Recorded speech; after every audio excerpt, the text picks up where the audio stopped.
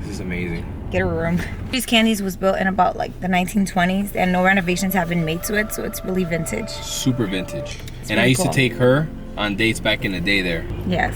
Back in the day. He doesn't take me on dates. Back in the day. Hold this. My arm's shaking. I thought you worked out. At least I work out. It's got like some big flapjack boobs now. And it's all muscle. Yep. Solid steel. I work on abs and booty and legs. I barely work on arms. Well, you need to work So on I it. don't- You can't hold up that camera. Look who's talking. That's Look an who's RX talking, Mina. 100 mark.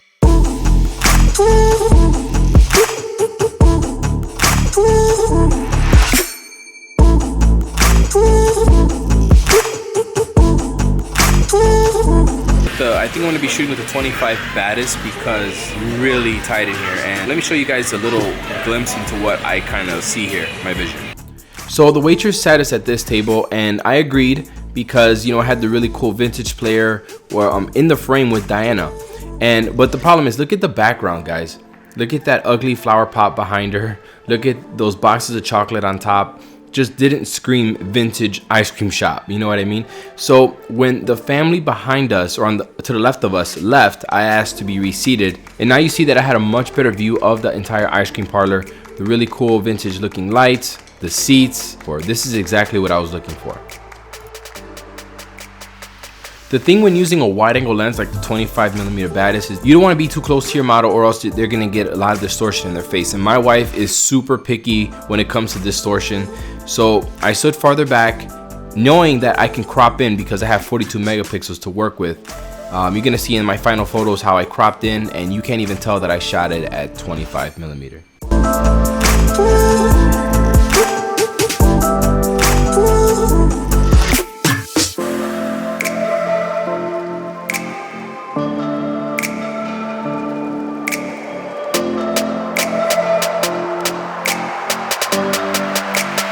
When you're using glasses and any kind of light source, you have to be aware of reflections on the lenses, and I had to throw a lot of these photos out because of those reflections. I just wasn't paying attention to it enough. So this is my favorite photo of the set. Notice that there's only light hitting her and everything else is kind of in shadow. This is when having a camera with great dynamic range comes into play. I normally don't push my files this hard, but I was able to recover the shadows, bring down the highlights without losing any quality. So I had enough of the 25mm baddest. I switched to the 35 Sigma 1.4, and I should have been using this from the start. These are my favorite photos of the session. For this photo here, what I did in Lightroom was increase the yellows in the highlights when split toning to give it that vintage feel.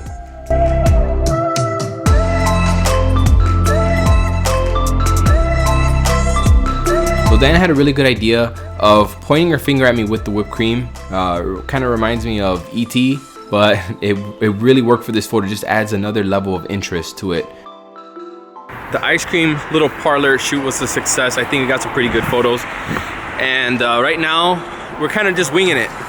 We saw this, there's just like this hot dog stand. So we're just gonna work with that and see what else works around here, right? Yeah, I think it'll be good. I think it'll be really cool. I have a cool Led Zeppelin shirt. Don't ask me to recite any Led Zeppelin songs. I just know, you know, that it's vintage. Yeah. We really have no agenda here, just shooting. But sometimes it's fun doing this, just going out and just creating on the fly, you know what I mean? For these photos, I'm switching out to the 55 1.8 on the SONY A7RIII. Love this lens, super light, compact, super sharp. So